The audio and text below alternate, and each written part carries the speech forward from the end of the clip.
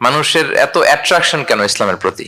ইসলাম থেকে তো মানুষ ভয়ে ভাগার কথা ছিল। ইসলামোফোব যেভাবে তারা ডিজাইন করেছে ওয়ার্ল্ড ওয়াইড, ইসলামের ব্যাপারে একটা ভীতি যেভাবে আন্তর্জাতিকভাবে ছড়িয়ে দেওয়া হয়েছে, এখন তো ইসলাম থেকে দূরে যাওয়ার কথা ছিল, কি বলেন? কিন্তু তার বিপরীতে বানের পানির মতো মানুষ ইসলাম ধর্মে ঢুকছে, লা ইলাহা পড়ে তারা সৌভাগ্যবান হচ্ছে। এর কারণটা কি? আজকে আমরা এই কারণটা উদ্ধার করবার চেষ্টা করব, যে কেন হওয়ার কথা ছিল ইসলামের কথা শুনলে মানুষ ভয় পাবে না, সে নন মুসলিমরাই ইসলামের সুশীতল সুমহান বাণীর নিচে আশ্রয় নিচ্ছে। এর কারণটা কি? এই কারণগুলো আজকে আমরা বলবো।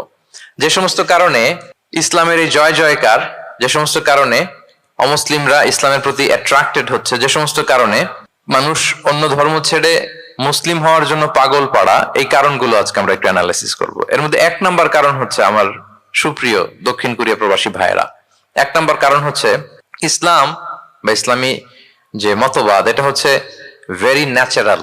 আমাদের ধর্মটা হচ্ছে ভেরি ন্যাচারাল রিলিজন।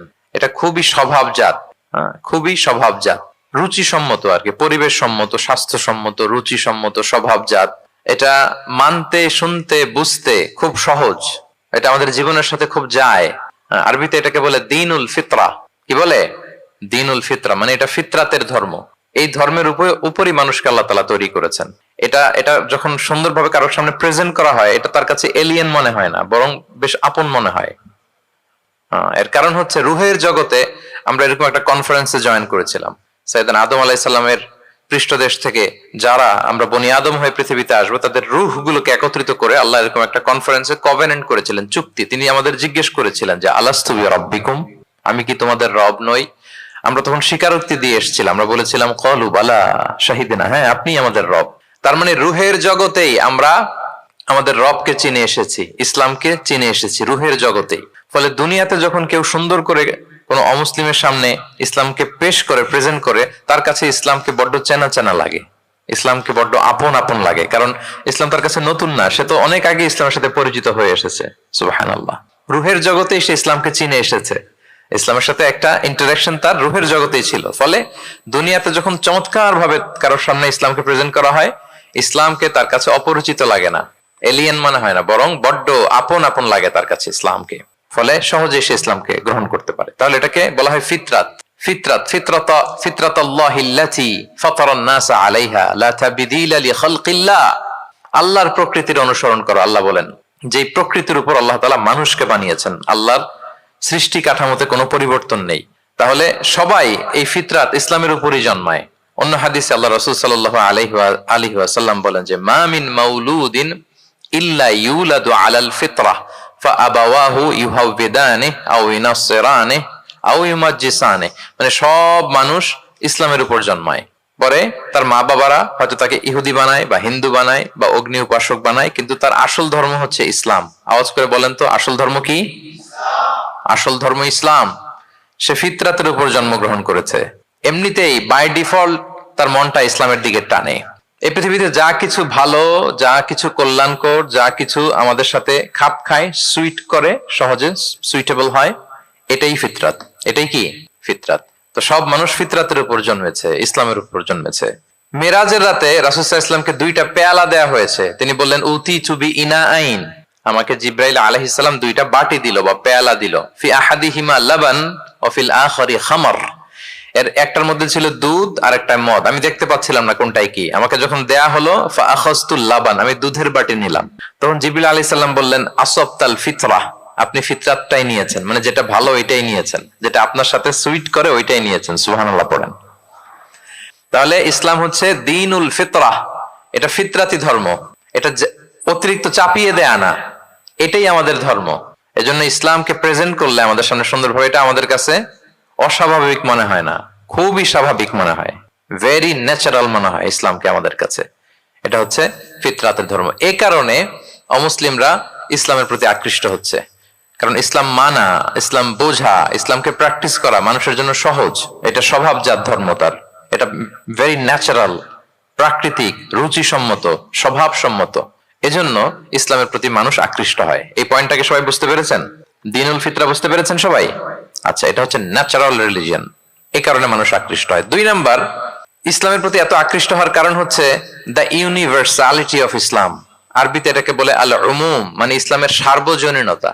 ইসলাম হচ্ছে ভেরি ওপেন মাইন্ডেড রিলিজন, সবাইকে অ্যাকোমোডেট করতে পারে। পৃথিবীতে যত ফেইথ আছে, Islam is more accommodative than any other faith.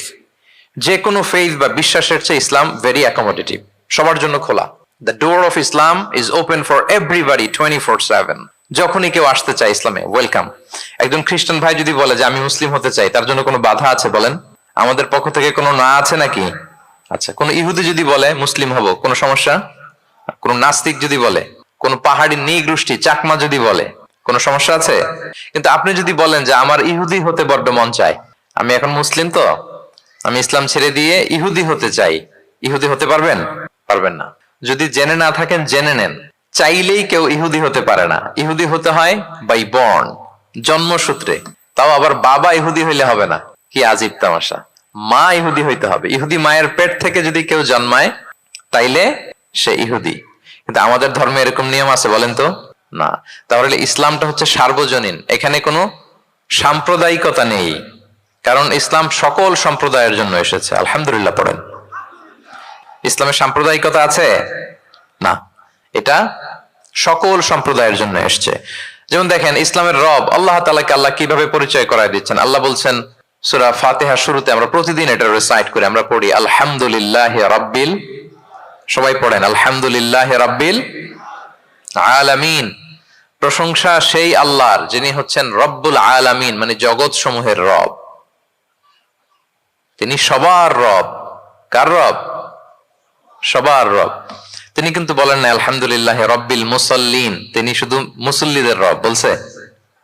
রব্বিল মুসলিমিন, শুধু মুসলিমিনদের রব বলছে।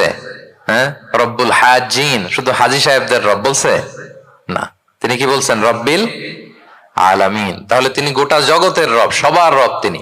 ইসলামের দরজা যে সবার জন্য খোলা, দ্য ইউনিভার্সালিটি অফ ইসলাম, যে আপনাদেরকে বুঝাচ্ছি আল উমুম, খেয়াল করে দেখেন যে আল্লাহ যখন নিজের পরিচয় দিচ্ছেন তিনি বলছেন আমি সবার রব। তিনি কার রব? তিনি সবার রব। আলহামদুলিল্লাহ রাব্বিল আলামিন। এবং রাসূলুল্লাহ সাল্লাল্লাহু আলাইহি ওয়া আলিহি ওয়াসাল্লামের পরিচয় যখন আল্লাহ তাআলা করায় দিচ্ছেন, তখন আল্লাহ বলছেন ওয়ামা আরসালনাকা ইল্লা রাহমাতাল লিল আলামিন, I have sent you as a mercy for all the worlds. নবী হে, আপনি গোটা বিশ্বের সবার জন্য রহমত। সুবহানাল্লাহ।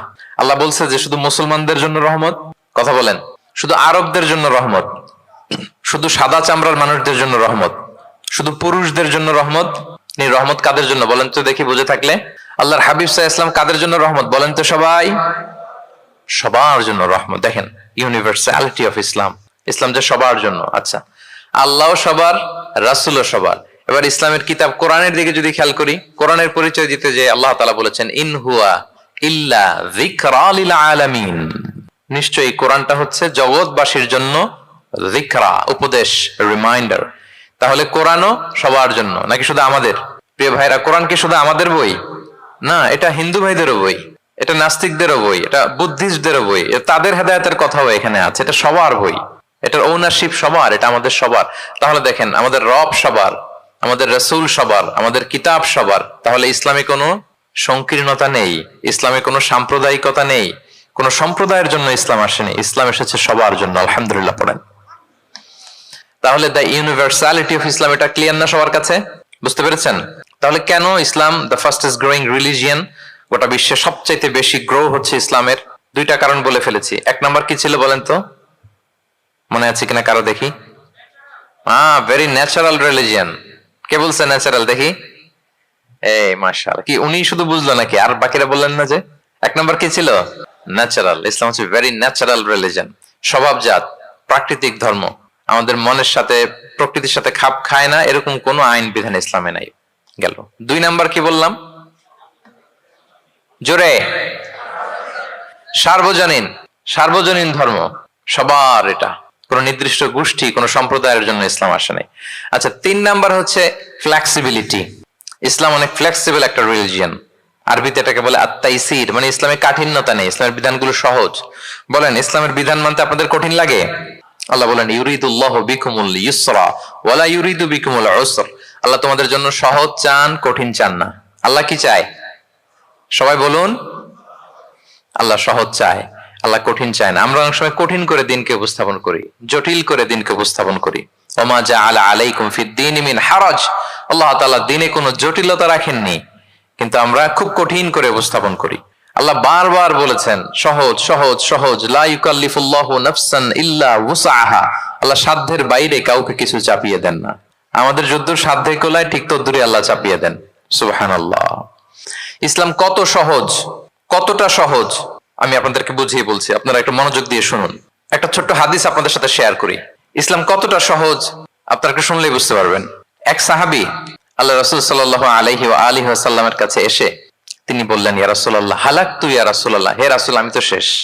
আমি তো, শুনতেছেন মনোযোগ আছে, আমি তো শেষ। রাসূল সাল্লাল্লাহু আলাইহি ওয়াসাল্লাম বললেন, ওমা আহলাকা, কি হয়েছে তোমার? তো সে বলে, ওয়াকাআতু আলা ইমরাআতি ফি রমাদান, আমি তো রমজান মাসে দিনের বেলায় আমার স্ত্রীর সাথে মেলামেশা করে ফেলছি, একেবারে ফাইনাল মেলামেশা, আমার সিমেন আউট হয়ে গেছে বডি থেকে। এজন্য সে অস্থির হয়ে রাসূল সাল্লাল্লাহু আলাইহি ওয়াসাল্লামের কাছে এসে, ইয়া রাসূলুল্লাহ আমি তো শেষ, আমারে বাঁচান, আমারে বাঁচান। কি হয়েছে? বলে, দিনের বেলায় রমজানে স্ত্রীর সাথে মেলামেশা, ইন্টিমেসি নিষেধ, আমি তো ইন্টিমেসিতে চলে গেছি, আমার কি হবে, আমার বাঁচান। তো আপনারা জানেন যে ইচ্ছাকৃত যদি কেউ রোজা ভাঙে, আমি আপনাদেরকে বোঝাচ্ছি হচ্ছে ফ্লেক্সিবিলিটি, ইসলাম যে কতটা ফ্লেক্সিবল এটা আগে মাথায় রাখেন, যে what is the essence of flexibility in Islam, কতটা ফ্লেক্সিবল ইসলামের নিয়ম কানুন আর তাইসির। ইচ্ছা করে যদি কেউ রোজা ভাঙে, তার বিধান হচ্ছে তার কাজাও করতে হবে, কাফফারাও দিতে হবে। কাজা মানে একটা রোজার জন্য আরেকটা রোজা, আর কাফফারা হচ্ছে হয় তাকে একটা দাস আজাদ করতে হবে, অথবা তাকে 60টা রোজা রাখতে হবে টানা, অথবা 60 জন মিসকিনকে খাওয়াতে হবে। তো সে যখন এসে বললো, ইয়া রাসূলুল্লাহ আমাকে বাঁচান, কি করবো আমি? রাসূল সাল্লাল্লাহু আলাইহি ওয়াসাল্লাম বলেন, আচ্ছা ঠিক আছে, তুমি এই কাজ করে ফেলছো, তোমার তো পেনাল্টি হয়েছে। তো পেনাল্টি কি? তো বলে যে, রাসূল সাল্লাল্লাহু আলাইহি ওয়াসাল্লাম বলেন যে তুমি একটা দাস আজাদ করে দাও। বলে, ইয়া রাসূলুল্লাহ এই সক্ষমতা আমার নাই, আমি দাস আজাদ করবো কোত্থেকে? আচ্ছা এটা পারবা না, তো তাহলে টানা 60টা রোজা রাখো কাফারা হিসেবে, টানা 60 দিন রোজা রাখতে হবে, রমজান চলে যাওয়ার পরে 60 দিন রোজা, এটা রাখো। বলে, ইয়া রাসূলুল্লাহ এটাও পারবো না, আমি টানা 60 দিন রোজা আমি রাখতে পারবো না। আচ্ছা এটাও যদি না পারো, তাহলে তুমি 60 জন মিসকিনকে খাবার খাইয়ে দাও। এবার সে বলে, ইয়া রাসূলুল্লাহ খাবারও খাওয়াতে পারবো না, আমি এই সামর্থ্য নাই। কি বিপদ! দাস আজাদ এটাও পারবা না, টানা 60টা রোজা এটাও পারবা না, 60 জন মিসকিনকে খাবার দিবা তাও পারবা না। তো কি আর করা, বসো এক পাশে বসো। বসে আছেন, উনি অন্যান্য কাজ সারতেছেন। হঠাৎ এক ঝুড়ি খেজুর রাসূল সাল্লাল্লাহু আলাইহি ওয়াসাল্লামের কাছে আসলো, এক ঝুড়ি সাদাকার খেজুর। আসার পর রাসূল সাল্লাল্লাহু আলাইহি ওয়াসাল্লাম বললেন, ওই লোকটা কই যে এই কাজ করে ফেলছে? তাকে নিয়ে আসা হলো। রাসূল সাল্লাল্লাহু আলাইহি ওয়াসাল্লাম বললেন, যাও, দাসও আজাদ করতে পারবা না, 60টা রোজাও রাখতে পারবা না, 60 জন মিসকিনকে খাবারও দিতে পারবো না, তাহলে এক ঝুড়ি খেজুর আমার দরবারে আসছে, চ্যারিটির সাদাকার খেজুর, যাও এগুলো গরিবদের মাঝে বিতরণ করে দাও, তাসাদ্দাক বিহা ফিল মাদিনা, মদিনায় বিতরণ করে দাও। এবার সে বলে, আলা আফকারা মিন্না ইয়া রাসূলুল্লাহ, ইয়া রাসূলুল্লাহ আমার চেয়ে গরিব কাউকে দিতে হবে? রাসূল সাল্লাল্লাহু আলাইহি ওয়াসাল্লাম বললেন, হ্যাঁ গরিব কাউকে দিবা। বলতেছে, এই পুরো মদিনাতে আমার চেয়ে গরিব আর কেউ নাই। কি বিপদ! তোমার চেয়ে গরিব আর কেউ নাই? বলতেছে, আমি সবচাইতে মদিনায় গরিব। বলতেছে, তাহলে কি আর করবা, যাও তুমিই খাও, নিয়ে যাও বাসায়, তুমি আর তোমার ফ্যামিলির সবাই মিলে এটা খাও। চিন্তা করেন, আসছিল পেনাল্টি দিতে, নিয়ে গেল এক ঝুড়ি, কথা বোঝা নাই, নিয়ে গেল এক ঝুড়ি খেজুর। দেখেন what is the flexibility of Islam, ইসলাম কতটা ফ্লেক্সিবল, মানুষের সুবিধা অসুবিধাকে ইসলাম কতটা গুরুত্ব দেয়। আমরা ইসলামকে বোঝানোর ক্ষেত্রে, এক্সপ্লেইন করার ক্ষেত্রে এগুলো মাথায় রাখি না। তাহলে ইসলামের এই যে ফ্লেক্সিবিলিটি যখন কোনো নন মুসলিম দেখে, এই হাদিস যদি কোনো নন মুসলিম পড়ে, আপনি বলেন সে কি আর অন্য ধর্মে থাকতে পারবে? যে একটা ধর্ম এত ফ্লেক্সিবল হয় কি করে, এত ফ্লেক্সিবল। এভাবে আপনি যদি দেখেন যে রাসূল সাল্লাল্লাহু আলাইহি ওয়াসাল্লাম খুব সহজ করে দিন ইসলামকে উপস্থাপন করেছেন। কাউকে যখন তিনি কোনো দায়িত্ব দিয়ে কোথাও পাঠাতেন, তখন তিনি একটা বিখ্যাত কথা বলে দিতেন, সব সময় বলতেন যে, বাশশিরু ওয়ালা তুনাফিরু, ইয়াসসিরু ওয়ালা তুআসসিরু, তোমরা মানুষকে সুসংবাদ দাও দিনের ব্যাপারে, মানুষকে ভয় দেখিও না, দিন থেকে ভাগিও না। ইয়াসসিরু, তোমরা দিনকে সহজ করে প্রেজেন্ট করো, ইসলামকে জটিল করে মানুষের সামনে কখনো প্রেজেন্ট করো না। ফ্লেক্সিবিলিটি। আল্লাহ রাসূল সাল্লাল্লাহু আলাইহি ওয়া আলিহি ওয়াসাল্লাম তিনি একবার মসজিদে নববীতে বসা, এক বেদুইন আসলেন। বেদুইন, নোমাডিক গাই, বেদুইন যার মধ্যে সভ্যতার ছোঁয়া লাগেনি। তো সে মসজিদে ঢুকেই উঠে চড়ে আসলেন, উটটাকে মসজিদের পিলারের মধ্যে বেঁধে রাসূল সাল্লাল্লাহু আলাইহি ওয়াসাল্লামকে সালামও দিচ্ছে না। কি দিচ্ছে না? সালামও দিচ্ছে না, কথাও বলতেছে না। মসজিদে ঢুকে পিলারের মধ্যে উটটাকে বেঁধে 2 রাকাত নামাজ পড়া শুরু করছে। 2 রাকাত নামাজের পরে দোয়া করতেছে। কি দোয়া জানেন? দোয়ায় বলতেছে, আল্লাহুম্মা আরহামনি ওয়া মুহাম্মাদা ওয়া লা তারহাম মা'আনা আহাদা, মানে আল্লাহ তুমি শুধু আমাকে রহম করো আর মুহাম্মদ সাল্লাল্লাহু আলাইহি ওয়াসাল্লামকে রহম করো, আমাদের দুইজনের সাথে আর কাউরে তুমি রহম করো না। বেদুইন হলে যা হয়, তার যে এটিকেটস অফ দোয়া, দোয়ার যে আদব, অন্যের জন্য দোয়া করলে যে নিজের লাভ এটা ভুলে গেছে। আপনারা এটা জানেন তো যে অন্যের জন্য দোয়া করলে লাভ? জানেন? আপনি যদি এক ভাইয়ের জন্য দোয়া করেন যে আল্লাহ সে অসুস্থ, তুমি তাকে সুস্থ করে দাও। ফেরেশতারা বলতে থাকে আল্লাহ যিনি এই দোয়াটা করলেন তার কোনো অসুস্থতা থাকলে আগে তুমি তাকে সুস্থ করে দাও। ধরেন যে আপনার এক ভাই দারিদ্রের কষাঘাতে জর্জরিত, টাকা পয়সা না, আপনি দোয়া করলেন যে আল্লাহ আমার ভাইটা আর্থিক সমস্যায় আছে, তার আর্থিক সমস্যা দূর করে দাও। ফেরেশতারা দোয়া করে আল্লাহ যিনি দোয়া করলো তার যদি আর্থিক সমস্যা থাকে তুমি আগে তার আর্থিক সমস্যা দূর করে দাও। সুবহানাল্লাহ সুবহানাল্লাহ বিহামদি। তো এক লোক এই হাদিসের ফজিলত শুনে ইফতারির পূর্ব মুহূর্তে, যেহেতু দোয়া কবুল হয়, তার ওয়াইফ ইফতারি তৈরি করতেছে, এই হাদিসের ফজিলত শুনে এক লোক তার বন্ধুর জন্য দোয়া করতেছে যে আল্লাহ আমার বন্ধুটার তো এখনো বিয়ে হয় নাই, তুমি সুন্দরী রূপবতী একটা স্ত্রীর ব্যবস্থা করে দাও আল্লাহ আমার বন্ধুর। এই দোয়া শুনে তার স্ত্রী তো রেগে মেগে আগুন, সেই ইফতারি টিফতারি রেখে দিয়ে এসে বলে এই এত বড় সাহস, কি দোয়া করো এসব উল্টা পাল্টা। স্বামী বলে কি দোয়া উল্টা পাল্টা, কি দোয়া করলাম, আমি তোমার বন্ধুর জন্য দোয়া করছি যে আল্লাহ তারে তুমি রূপবতী সুন্দরী স্ত্রীর ব্যবস্থা করে দাও। তো ওয়াইফ বলে এই তুমি কি মনে করছো আমি হাদিসটা জানি না যে অন্যের জন্য ভালো কোনো দোয়া করলে আগে এটা নিজের জন্য কবুল হয়?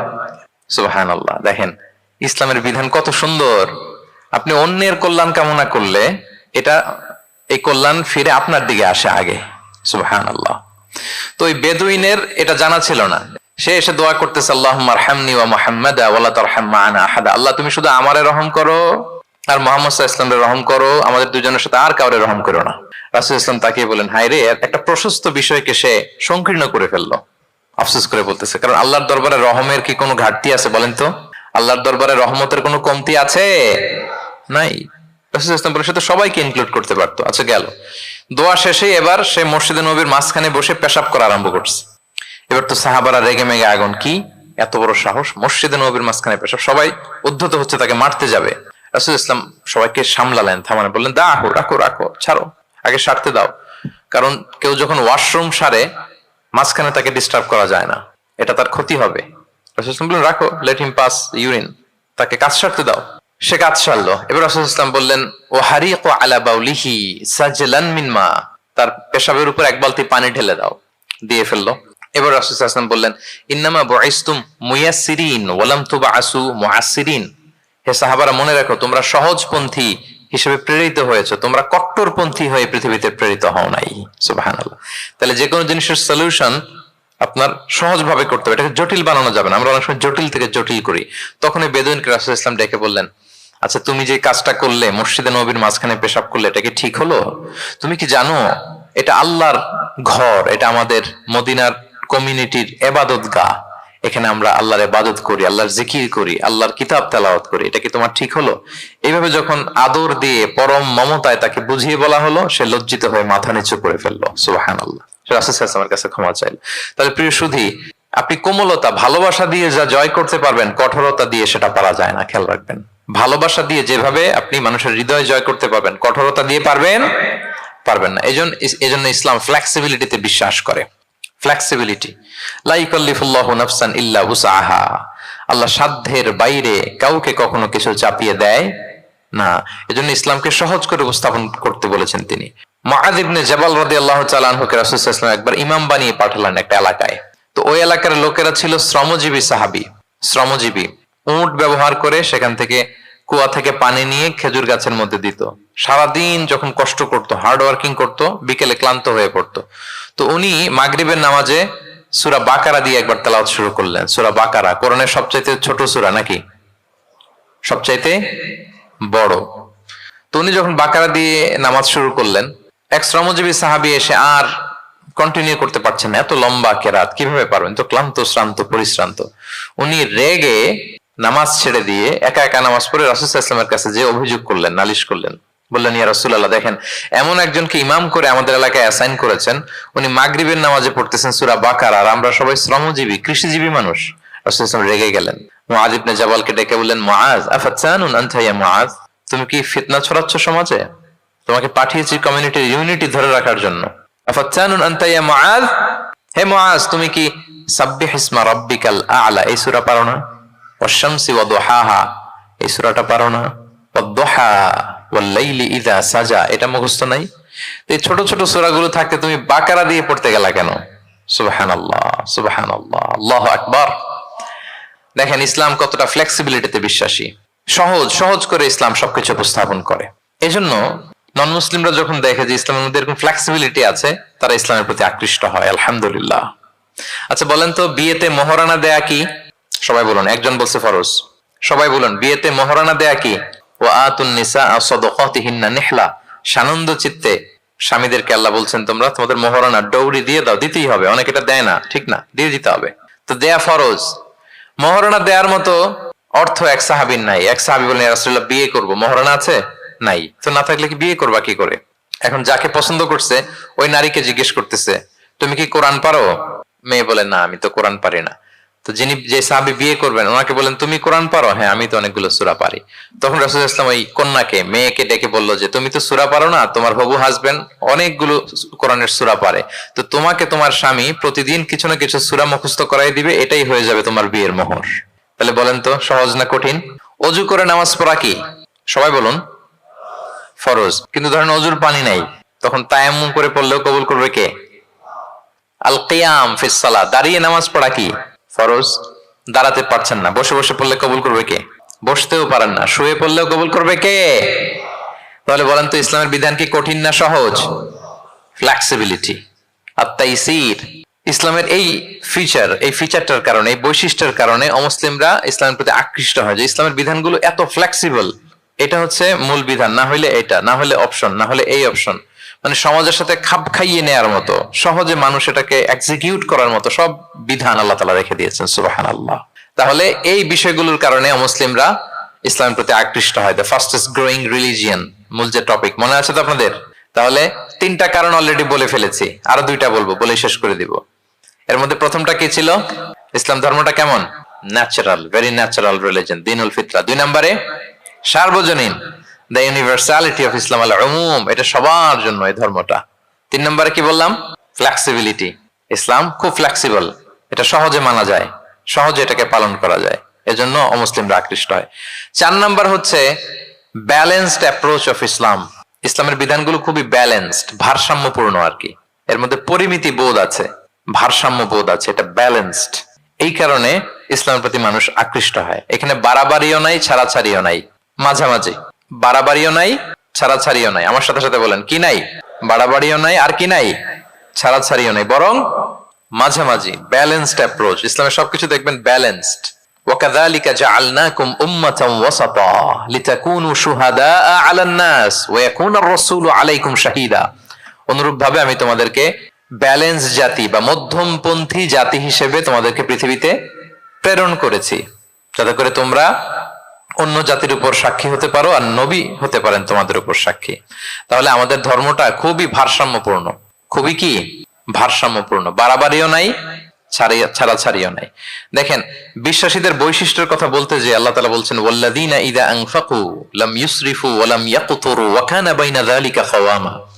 বিশ্বাসীরা যখন দান করে, দানের ক্ষেত্রে তারা কৃপণতাও করে না, আবার অপচয়ও করে না, বরং মাঝামাঝি দান করে। বরং কি মাঝামাঝি দান। রাসূলুল্লাহ সাল্লাল্লাহু আলাইহি ওয়াসাল্লামের একটা অভ্যেস ছিল, তার কাছে কেউ কিছু চাইলে উনি না বলতে পারতেন না। কি বলতে পারতেন না? সবাই বলুন, রাসূলুল্লাহ সাল্লাল্লাহু আলাইহি ওয়াসাল্লাম কি বলতে পারতেন না? না। কেউ কিছু চাইবে আর উনি না বলবেন, এই না ওনার ডিকশনারিতে নাই, না বলতে জানতেন না। তো একবার রাসূল সাল্লাল্লাহু আলাইহি ওয়াসাল্লামের মাত্র জামা, কয়টা জামা? একটা। তো এক ফরিয়া দিয়ে এসে রাসূল সাল্লাল্লাহু আলাইহি ওয়াসাল্লামকে বললেন, ইয়া রাসূলুল্লাহ আমাকে একটা জামা দিন, আমি বস্ত্রহীন। তো রহমতের নবী কি আর করবেন, যেহেতু না বলতে জানেন না, কাউকে ফিরিয়ে দিতে জানেন না, নিজের জামাটাই খুলে দিয়ে দিলেন। সুবহানাল্লাহ। এখন ওনার গায়ে তো জামা নাই, আছে? উনি জামাহীন অবস্থায় ঘরে বসে আছেন। আল্লাহ তাআলা আয়াত নাযিল করলেন, ওয়াল্লাযীনা ইযা আনফাকু লাম ইউসরিফু ওয়া লাম ইয়াকতুরু ওয়া কানা বাইনা যালিকা কাওয়ামা। বিশ্বাসীরা যখন দান করে তারা কৃপণতাও করে না, আবার বাড়াবাড়িও করে না, মাঝামাঝি থাকে, মধ্যম পন্থা। মানে বুঝাতে চাইলেন, আল্লাহ তাআলা এই কথা দিয়ে বুঝাতে চাইলেন, নবী হে, জামা যদি দুটো থাকতো তাহলে না হয় একটা দিতেন, দুটো যদি থাকতো একটা দিতেন, এখন ছিল কয়টা? এটাই যখন দিয়ে দিয়েছেন, এখন আপনি পড়বেন কি? সুবহানাল্লাহ বিহামদি। ভারসাম্য শিখালেন আল্লাহ। তাহলে ইসলাম হচ্ছে ভারসাম্যের ধর্ম, ব্যালেন্সড রিলিজিয়ন, বাড়াবাড়িও নাই, ছাড়াছাড়িও নাই। সাহাবাদের মনের মধ্যে একবার কৌতূহল জাগলো যে রাসূল সাল্লাল্লাহু আলাইহি ওয়াসাল্লাম রাত্রিবেলা কি আমল করে, দিনের বেলা কি আমল করে, ওনার ব্যক্তিগত আমলগুলো কেমন, একটু দেখে আসি। তো ওনার খোঁজ লাগালেন। খোঁজ লাগিয়ে যা পেলেন তাদের খুব একটা মনোপুত হলো না। ওনারা ভাবলেন যে রাসূল সাল্লাল্লাহু আলাইহি ওয়াসাল্লাম হয়তো আরো বেশি আমল করেন, কিন্তু ওনাদের কাছে মনে হলো যে কিছুটা বোধহয় কমই হয়ে যাচ্ছে।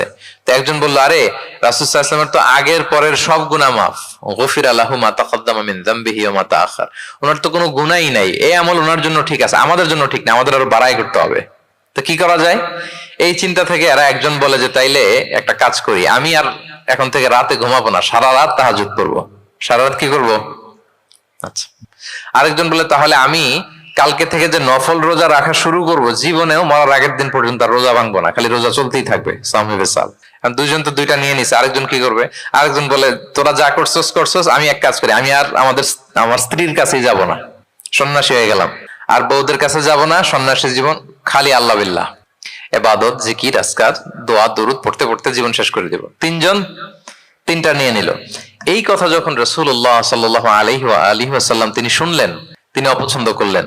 তিনি বললেন, মা বালু আকওয়ামিন ইয়াকুলুনা কাযা ওয়া কাযা, তোমাদের কি হলো? ডাকলেন, সমাবেশ করে বলেন, এই নাম ধরে বলতেন না, তিনি কিভাবে মানুষকে কারেক্ট করতেন দেখেন, সংশোধন করতেন। এই তুমি নাকি এটা বলছো, দাঁড়াও আব্দুল্লাহ, এই আব্দুর রহমান তুমি দাঁড়াও, এই আব্দুল করিম, তিনজনেই তিন খারাপ কাজ করছো, এইভাবে সংশোধন করতেন না। কারণ নাম ধরে দাঁড় করালে তারা তো অন্যদের সামনে অপদস্থ হবে, কি বলেন, ঠিক কিনা? নাম না ধরে তাদের কাজ নিয়ে বললেন যে মা বালু আকওয়ামিন ইয়াফআলুনা কাযা ওয়া কাযা, মা বালু আকওয়ামিন ইয়াকুলুনা কাযা ওয়া কাযা। আচ্ছা, তোমাদের মধ্যে কয়েকজন নাকি এই কাজের ঘোষণা দিছো, তোমাদের মধ্যে কয়েকজন, তাহলে যেই তিনজন দিছে এরা তো বুঝে ফেলছে যেগুলো আমাদেরকেই বলতেছে, ঠিক কিনা বলেন? আর বাকিরাও সতর্ক হয়ে গেল। এবার রাসূল সাল্লাল্লাহু আলাইহি ওয়াসাল্লাম বললেন, না, তোমাদের এই কাজটা ঠিক হয়নি। ইন্নী লা আখশাকুম লিল্লাহি ওয়া আতকাকুম লাহু, তোমাদের মধ্যে আমি নবী সবচেয়ে বেশি আল্লাহকে ভয় করি, আমি সবচেয়ে বড় মুত্তাকি। কই, আমি তো রাতে ঘুমাই আবার তাহাজ্জুদ পড়ি, কিছু সময় ঘুমাই কিছু সময় তাহাজ্জুদ পড়ি। এই ভারসাম্য রেখে জীবন চালাতে আমার তো তাকওয়ার কোনো ক্ষতি হয় না। আমি তো স্ত্রীদের সাথে মিশি, আমার তো কোনো সমস্যা হয় না। আমি মাঝে মাঝে নফল রোজা রাখি সোম বৃহস্পতি, বাকি দিনগুলোতে দিনের বেলা আমি খাই। কই, এই ভারসাম্যপূর্ণ জীবন আচরণে আমি নবী হয়ে তো আমার কোনো সমস্যা হয় না, তোমাদের তো সমস্যা কোথায়? সুবহানাল্লাহ।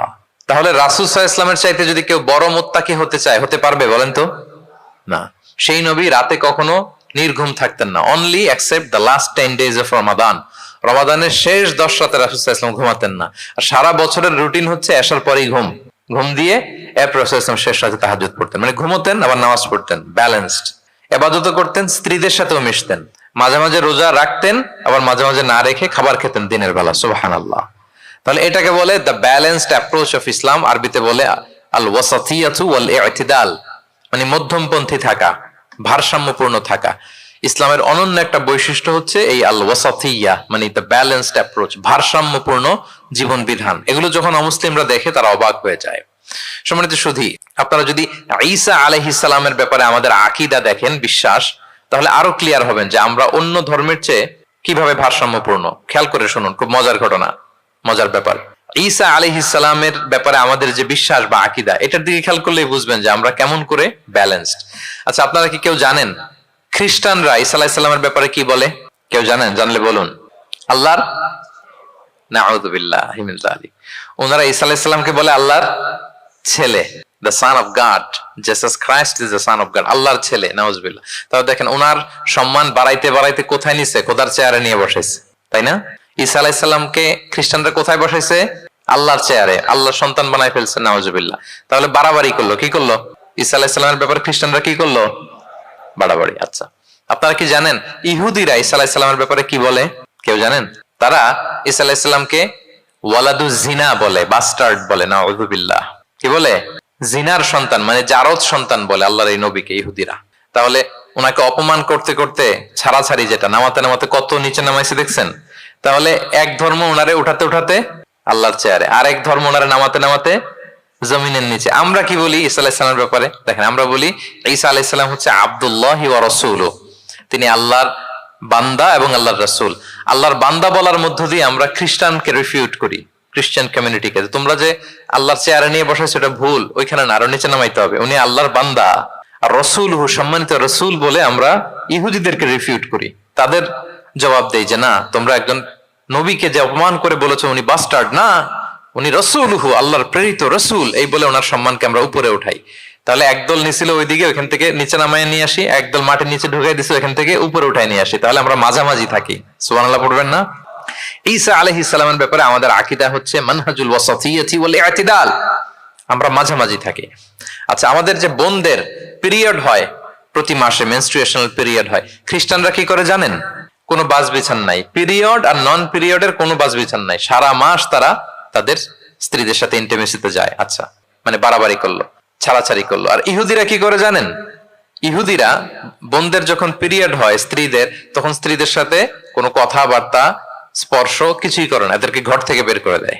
তাদের আলাদা একটা ঘর থাকে, যে 5 দিন 7 দিন বোনদের পিরিয়ড হয়, ওই বাসায় থাকো, ওই রুমে, পিরিয়ড ভালো হয়ে যাবে, এরপর আমার এখানে আসবে। দেখেন, একদল করছে বাড়াবাড়ি, আরেক দল ছাড়াছাড়ি। কিন্তু ইসলামের কত সুমহান বিধান, কত সুমহান বিধান! পিরিয়ড চলাকালীন সব করা যাবে, কিন্তু ফাইনাল ইন্টিমেসি ছাড়া, আরবিতে যেটাকে বলে আল জিমা, এটা ছাড়া। তাহলে দেখেন, এই যে ঈসা আলাইহিস সালাম এবং এই যে বোনদের পিরিয়ডের যে বিধান, এক্ষেত্রে আমাদের ভারসাম্যপূর্ণ বিধান ফুটে ওঠে, যেটাকে বলে ব্যালেন্সড অ্যাপ্রোচ অফ ইসলাম, ইসলামের ভারসাম্যপূর্ণ বিধান। তো ইসলামের এই ব্যালেন্সড অ্যাপ্রোচ যখন অমুসলিমরা দেখে, তারা ইসলামের প্রতি আকৃষ্ট হয়ে যায়। আলহামদুলিল্লাহ। তাহলে কয়টা বললাম? 1 নম্বরে ন্যাচারাল রিলিজিয়ন, 2 নম্বরে দ্য ইউনিভার্সালিটি অফ ইসলাম, সার্বজনীন, 3 নম্বরে ফ্লেক্সিবিলিটি, তাইসির, সহজ ইসলামের বিধান, 4 নম্বরে ব্যালেন্সড অ্যাপ্রোচ, ভারসাম্যপূর্ণ, বাড়াবাড়িও নাই, ছাড়াছাড়িও নাই। 5 নম্বরে সর্বশেষ আল ইনসানিয়া, এটাকে বলে রিলিজিয়ন অফ হিউম্যানিটি। ইসলাম মানবতার ধর্ম। কিসের ধর্ম? ইসলাম মানবতার ধর্ম। যখন এটা দেখে মুসলিম রাত ধরে রাখতে পারে না নিজেকে। সুবহানাল্লাহ। প্রত্যেক শ্রোতা বলবেন, অল অডিয়েন্স একসাথে বলেন, ইসলাম কিসের ধর্ম? মানবতার ধর্ম। মানুষকে ইসলাম সবচাইতে মর্যাদা দেয়। একবার এক ইহুদির লাশ যাচ্ছিল রাসূল সাল্লাল্লাহু আলাইহি ওয়াসাল্লামের সামনে দিয়ে, এই লাশ দেখে, ইহুদির লাশ দেখে নবী সাল্লাল্লাহু আলাইহি ওয়াসাল্লাম দাঁড়িয়ে গেলেন। সাহাবারা বললেন, ইয়া রাসূলুল্লাহ ইন্নাহু ইয়াহুদি, আপনি দাঁড়ালেন যে, এটা তো ইহুদির লাশ। রাসূল সাল্লাল্লাহু আলাইহি ওয়াসাল্লাম বললেন, আওয়ালাইসাত নাফসান, এটা কি মানুষ না? সুবহানাল্লাহ পড়বেন না? আওয়ালাইসাত নাফসান, হোক না ইহুদি, হোক না খ্রিস্টান, হোক না মাজুসি, অগ্নি উপাসক, সে তো মানুষ। তাকে মানুষ হিসেবে কনসিডার করে তাকে সম্মান দিতে যে আমি দাঁড়িয়েছি। সুবহানাল্লাহ বিহামদি। তাহলে মানবতাকে ইসলাম গুরুত্ব দেয়, মানুষকে ইসলাম কি করে? গুরুত্ব দেয়। আল্লাহ বলেন, ওয়ালাকাদ কাররামনা বানি আদম, I have dignified the status of the sons of Adam. আমি বনি আদমের স্ট্যাটাসকে বাড়িয়েছি, মর্যাদাকে বাড়িয়েছি। মানুষ মাত্রই তার সম্মান আছে না নাই? দেখেন, আল্লাহ আমাদেরকে এত সম্মানিত করেছেন, ঈমান আনার ব্যাপারে আমাদেরকে কোনো জোর জবরদস্তি করেন নাই, স্বাধীনতা দিয়েছেন। আমরা ফ্রি টু অ্যাকসেপ্ট ইসলাম। ফামান শাআ ফালইউমিন ওয়া মান শাআ ফালইয়াকফুর। যে চাইবে ঈমান আনবে, না চাইলে সে কুফরি করবে। তবে জেনে রাখো, ঈমান আনলে ফলাফল জান্নাত, আর কুফরি করলে পরিণাম জাহান্নাম। কিন্তু জোর করবো না আমি। লা ইকরাহা ফিদ্দীন, দ্বীনে জবরদস্তি নাই, বাড়াবাড়ি নাই, নো কম্পালশন ইন ইসলাম। কাউকে ফোর্স করে আপনি জোর করে ইসলামে আনলে হবে না। তাহলে এটা মানবতার ধর্ম। মানবতাকে ইসলাম সবচাইতে বেশি গুরুত্ব দেয়। যেমন ধরেন যে, দুর্যোগ পীড়িত কোনো এলাকায় যদি আমরা ত্রাণ নিয়ে যাই, আমরা কি সেখানে দেখে দেখে শুধু মুসলিম ঘরে ত্রাণ দেই নাকি? ওখানে মুসলিম থাকলে মুসলিম দেই, হিন্দুরা যদি থাকে তাদেরকে দেই। আমরা যদি কোনো দুর্যোগপূর্ণ এলাকায় যাই, সেখানে নাস্তিক থাকলে তার ঘরে আমরা ত্রাণ পৌঁছে দেই। আমরা যদি কোনো উদ্ধার কর্মে অংশগ্রহণ করেছি, ধরেন যে আগুন লেগেছে, আপনি উদ্ধার কর্মতে অংশগ্রহণ করেন, এখন খুঁজে খুঁজে যার মাথায় টুপি আরে আপনি বাঁচাবেন নাকি? যার গালে দাঁড়িয়ে আরে বাঁচাবেন না, আপনি সবাইকে বাঁচাবেন। আল্লাহু আকবার। মানবতা যেখানে বিপন্ন, সেখানেই ইসলামের সাপোর্ট আছে না নাই বলেন? যেখানেই মানবতা বিপন্ন, সেখানে ইসলাম পৌঁছে যায়। কারণ ইসলাম হচ্ছে দ্য রিলিজিয়ন অফ হিউম্যানিটি। এটা মানবতার ধর্ম। মানুষ হিসেবে ইসলাম সবাইকে কনসিডার করে। মদিনাতে একবার 60 জন খ্রিস্টান পাদ্রী আসবে নাজরান থেকে। খ্রিস্টান পাদ্রী, কোন ধর্মের? খ্রিস্টান। এখন তাদের সাথে এই ফরেন ডেলিগেট যখন আসবে, কোথায় বসবে? রাসূল সাল্লাল্লাহু আলাইহি ওয়াসাল্লাম ওইরকম জায়গা তো নাই। এখন না রাজা বাদশাদের প্যালেস থাকে, প্রাসাদ, এটা সেটা। কোথায় বসবে? এক সাহাবী বলে, ইয়া রাসূলুল্লাহ, আমার কাছে খেজুর পাতা আছে, এটা বিছাই দেই, এটা একটা আসন করে এখানে বসি। রাসূল সাল্লাল্লাহু আলাইহি ওয়াসাল্লাম বললেন, না, এটা কেমন হয়? আরেক দল বলে যে, আমাদের তো একটু সূর্য হেলে গেলেই তো উহুদ পাহাড়ের ছায়া পাওয়া যায়, ওখানে নিয়ে বসি। রাসূল সাল্লাল্লাহু আলাইহি ওয়াসাল্লাম বললেন, না, এত দামি মেহমান, ওখানে বসা যায়? বলতে না বলতে 60 জন খ্রিস্টান পাদ্রী চলে আসছে। এখন রাসূল সাল্লাল্লাহু আলাইহি ওয়াসাল্লাম কোথায় বসতে দিবেন? উনি উপায়ন্তর না পেয়ে তাদের সবাইকে নিয়ে মসজিদে নববীর দরজা খুলে দিলেন। 60 জন খ্রিস্টানকে কোথায় ঢুকতে দিলেন? মসজিদে নববী। অনেক সিরাত গ্রন্থ এই বর্ণনাটাকে কভার করেছে। সিরা আল হালাবিয়া, জাদুল মাআদ ফি হাদি খায়রিল ইবাদ সহ অনেক সিরাত গ্রন্থে এসেছে। 60 জন খ্রিস্টান মুসলমানদের নবীর তৈরি করা প্রতিষ্ঠিত মসজিদের নবীর ভিতরে ঢুকে মিটিং সেরেছে। এবং এক বর্ণনায় এমনও এসেছে, ইন দ্য মিন টাইম আসরের সময় ওদের যখন ইবাদতের সময় হয়েছে, রাসূল ইসলাম তাদেরকে ইবাদতের অনুমতি দিলেন। তারা তাদের কিবলা পূর্ব দিকে, 60 জন মিলে পূর্ব দিকে হয়ে তারা তাদের নিজেদের ইবাদত সেরেছে। সুবহানাল্লাহ। রাসূল ইসলাম এটা খ্রিস্টান না ইহুদি এটা কনসিডার করেন। রাসূল ইসলাম দেখেছেন তারা মানুষ। তারা কি মানুষ? যেমনি মানুষ মনে করে এক ইহুদির লাশ দেখে তিনি দাঁড়িয়ে গিয়েছেন আলাইহিস সালাতু ওয়াসসালাম। তাহলে ইসলাম মানবতাকে গুরুত্ব দেয়। এই জন্য ইসলামকে বলা হয় রিলিজিয়ন অফ হিউম্যানিটি, আল ইনসানিয়া। এটা মানবতার ধর্ম। কিসের ধর্ম? এই পাঁচটা ইসলামিক ফিচার, ইসলাম ধর্মের এই 5টা ক্যারেক্টারিস্টিক্স বা ফিচার থাকার কারণে Islam is the fastest growing religion in the world right now. পৃথিবীতে সবচাইতে ইসলামের গ্রোথ বেশি। সবাই কালিমা শাহাদা পড়ে মুসলমান হয়ে যাচ্ছে নন মুসলিম দেশগুলোতে। আপনাদের সাউথ কোরিয়ার কথা আমি জানি না, আমি তো ওয়েস্টের অনেক দেশে গিয়েছি, অনেক জায়গায় আমাদের বন্ধুরা ইমাম খতিব হিসেবে আছে, তাদের কাছ থেকে শুনি রেগুলার নন মুসলিমরা, খ্রিস্টানরা তারা কালিমা পড়ে মুসলমান হয়ে যাচ্ছে। তাদের চার্চ গুলো তারা বিক্রি করে দিচ্ছে, চার্চ সেনাগগ গুলো বিক্রি করে দিচ্ছে। গত সপ্তাহে, তার আগের সপ্তাহে আমার জাপানে প্রোগ্রাম ছিল, এক মসজিদে আলোচনা করলাম, দেখি যে মসজিদটা খুব সুন্দর। আমি বললাম এত সুন্দর মসজিদ, বলে যে শেখ এটা আগে ক্যাসিনো ছিল। ক্যাসিনো কি ছিল? ক্যাসিনো চিনেন তো? জুয়ার আসর বসতো আর কি এখানে। বলে যে আমরা ক্যাসিনো কিনে এটার মসজিদ বানায় ফেলছি। তো এই 5টা বিষয় থাকার কারণে অমুসলিমরা ইসলামের প্রতি আকৃষ্ট হচ্ছে। দেখি আরেকবার শুনি আপনাদের থেকে। 1 নম্বরে কি ছিল? এটা ন্যাচারাল রিলিজিয়ন, এটা প্রকৃতির ধর্ম, প্রাকৃতিক স্বভাবজাত। 2 নম্বরে এটা সার্বজনীন ধর্ম, দ্য ইউনিভার্সালিটি অফ ইসলাম। 3 নম্বরে ফ্লেক্সিবিলিটি আর তাইসির, এই ধর্মের বিধান মানা একেবারে সহজ, ব্যালেন্সড অ্যাপ্রোচ, এটা ভারসাম্যপূর্ণ একটা জীবন বিধান। 4 নম্বরে। 5 নম্বরে রিলিজিয়ন অফ হিউম্যানিটি, এটা মানবতার ধর্ম। কিসের ধর্ম? মানবতার ধর্ম। এই যে দেখেন এত সুন্দর যে ইসলাম, এইভাবে যদি আমরা প্রেজেন্ট করতে পারি নন মুসলিম আমার বন্ধুদের সাথে, কলিগদের সাথে, নেইবরদের সাথে, আমার ফ্রেন্ডসদের সাথে, ওরা ইসলামের ব্যাপারে আকৃষ্ট হবে না? বলেন। ধর্মে যদি নাও আসে, ইসলামের ব্যাপারে একটা পজিটিভ আউটলুক তো তার থাকবে, কি বলেন? তো এইভাবে ইসলামকে প্রেজেন্ট করার দরকার আছে না নাই? অ্যাট্রাকটিভ প্রেজেন্টেশনের অভাবে আমরা ইসলামের কথাকে তুলে ধরতে পারি না। ওরা যে মতবাদ, ওদের যে ডক্ট্রিন, ওদের যে আইডিওলজি, ওদের যে চিন্তা চেতনা, এই বস্তা পচা মতবাদকে ওরা সুন্দরভাবে বিউটিফাই করে, ফান্ডিং করে, এমন প্যাট্রনেজের সাথে গোটা বিশ্বে আনে, চোখ ধাঁধানো মনে হয়। কিন্তু আমাদের প্রপার প্রেজেন্টেশনের কারণে আমরা ইসলামকে নন মুসলিম বন্ধুদের কাছে তুলে ধরতে পারি না। এজন্য আমরা অমুসলিম দেশে যারা থাকি, এটা আমাদের সবার দায়িত্ব। We all are the ambassador of Islam in a non Muslim land. প্রত্যেকে আমরা ইসলামিক অ্যাম্বাসেডর। আপনাকে দেখে ওরা ইসলামকে জাজ করবে। আপনি যদি মিথ্যা বলেন তো আপনার গালে দিবে না, বলবে মুসলমানরাই এরকম, ঠিক কিনা? আপনি লেনদেনে যদি কারচুপি করেন, বলবে মুসলমানরাই এরকম। এজন্য আপনাকে অ্যাম্বাসেডরের ভূমিকা পালন করতে হবে নন মুসলিম দেশে। এবং নন মুসলিম দেশে স্থায়ীভাবে যদি কেউ থাকতে হয়, তার দাওয়াতের নিয়তে থাকতে হবে। It's a must, I repeat. অমুসলিম দেশে ব্যবসা করতে যাবেন অস্থায়ীভাবে, ওকে। চাকরি, ওকে। চিকিৎসা পারপাস, ওকে। পড়াশোনা, ওকে। কিন্তু স্থায়ীভাবে যদি কোনো অমুসলিম দেশের পাসপোর্ট নিয়ে থাকতে হয়, স্থায়ীভাবে, of course it should be with the intention of দাওয়া, দাওয়াতে নিয়তে থাকতে হবে। যেমনটি রাসূল সাল্লাল্লাহু আলাইহি ওয়াসাল্লামের সাহাবারা ইসলামের সুমহান বাণীকে প্রচার করার জন্য অমুসলিম ভূখণ্ডে ছড়িয়ে পড়েছেন। এজন্য যারা পাসপোর্ট পেয়ে গেছেন সাউথ কোরিয়ার, অথবা এদেশে আছে নাকি সিস্টেম পাসপোর্ট পাওয়ার? আছে? আচ্ছা, যারা পেয়েছেন বা প্রসেসিং এ আছেন যে আমি এদেশের পাসপোর্ট নিব, অফকোর্স আপনার দাওয়াতি নিয়তে থাকতে হবে যে আমি ইসলামকে ছড়াই দিব, এই নিয়তে আছি, তাইলে থাকাটা বৈধ। তা না হলে অমুসলিম ভূখণ্ডে কোনো মুসলিম স্থায়ীভাবে বসবাস করতে পারবে? রাসূল সাল্লাল্লাহু আলাইহি ওয়াসাল্লামের ভয়ঙ্কর ধমক আছে একটা, তিনি বলেছেন আনা বারিউন মিন কুল্লি মুসলিম ইয়ুকিমু বাইনা আযহুরিল মুশরিকিন। আমি ওই প্রত্যেক মুসলমান থেকে আমি বারি, তার কোনো দায়ভার আমার নাই যে অমুসলিম ভূখণ্ডে মুশরিকদের সাথে থাকে। হ্যাঁ, গভীর হুঁশিয়ারি, সতর্কবার্তা, ওয়ার্নিং। কিন্তু যদি আপনি উইথ দ্য ইন্টেনশন অফ দাওয়াতে নিয়তে থাকেন যে এখানে আমি একটা মসজিদ করব, মসজিদের সাথে লেগে থাকবো, আমার বুদ্ধিস্ট প্রতিবেশীর কাছে আমি ইসলামের সুমহান বাণী পৌঁছে দেব, আমার কলিগদেরকে বুঝাবো দেখো ইসলাম খুব ফ্লেক্সিবল, এটা ন্যাচারাল রিলিজিয়ন, এটা মানবতার ধর্ম, এটা এমন এমন, এইভাবে আমি বুঝাবো, এই নিয়তে যদি আপনি থাকেন, তাহলে আপনি এই দেশে স্থায়ীভাবে থাকতে পারবেন। কথা কি বুঝতে পেরেছেন? এখন অন্যকে ইসলাম বুঝাইতে হলে তো আগে নিজের মানতে হবে নাকি? কথা বলেন। আপনি ইসলামের দাওয়া দিবেন, এখন আপনি নিজেই ইসলাম মানে না, তাহলে হবে? আগে নিজের মানতে হবে, কি বলেন?